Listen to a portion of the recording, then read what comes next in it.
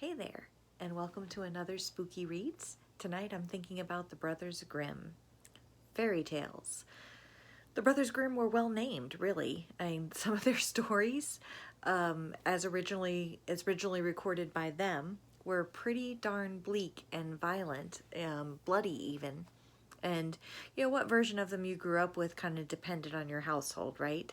My family is, at least through one thread, German. And my great-grandmother and my grandmother, and my mother too, to some extent, would tell me fairy tale stories. And when somebody's telling them to you, it's their version of things. So, and in some versions of Little Red Riding Hood, for example, Red escapes unscathed, and the grandmother too. In other versions, the grandmother actually gets eaten, and the vengeance is more or less brutal on the wolf. The one that struck me, I think, a lot when I was a kid was Cinderella, Aschenputtel, yes. And as it's come back around, in the musical Into the Woods, when they brought in Cinderella, they brought back some of the gruesome bits that I knew when I was a kid.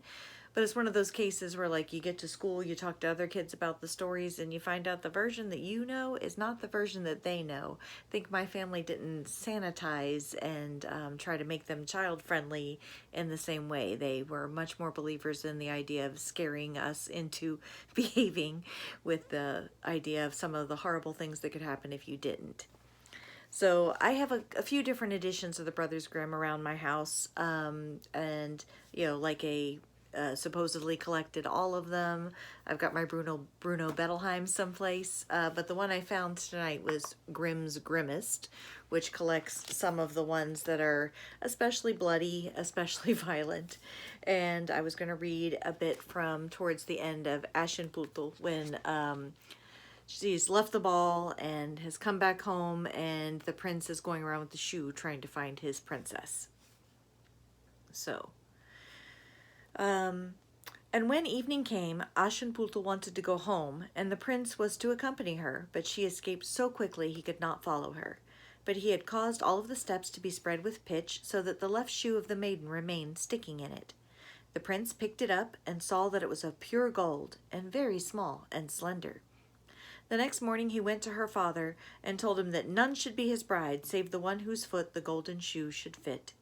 Then the two sisters were very glad, because they had pretty feet. The eldest went to her room to try on the shoe, and her mother stood by, but she could not get her great toe into it, for the shoe was too small.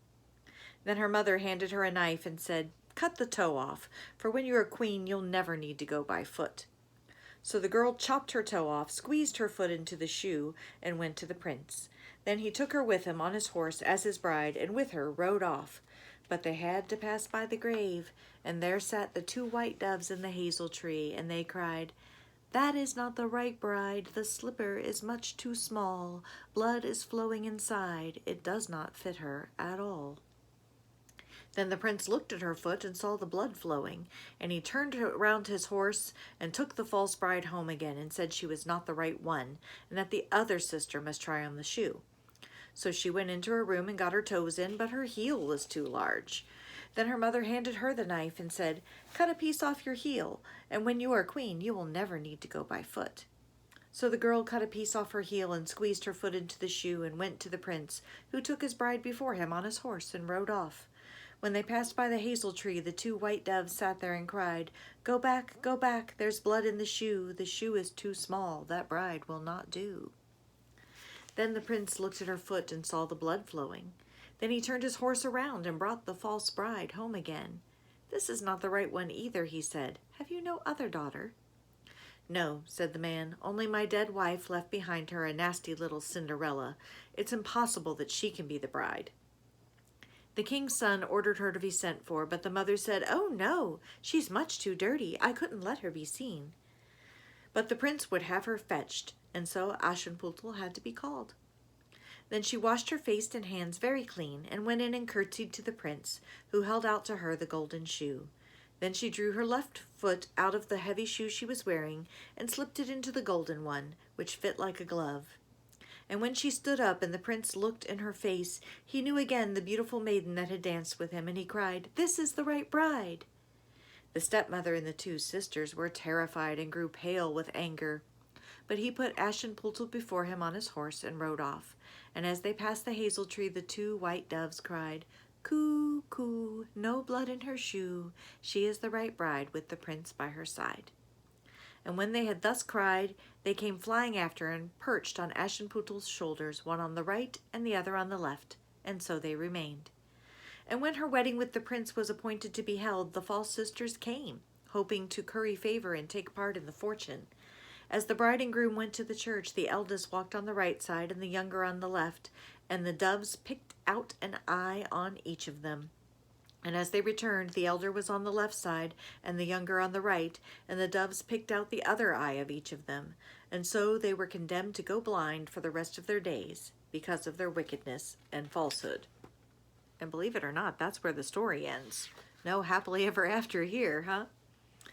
So, one of the things in fairy tales is often that the evil people get punished and the good people get rewarded. So, as Oscar Wilde said, that's what fiction means, right?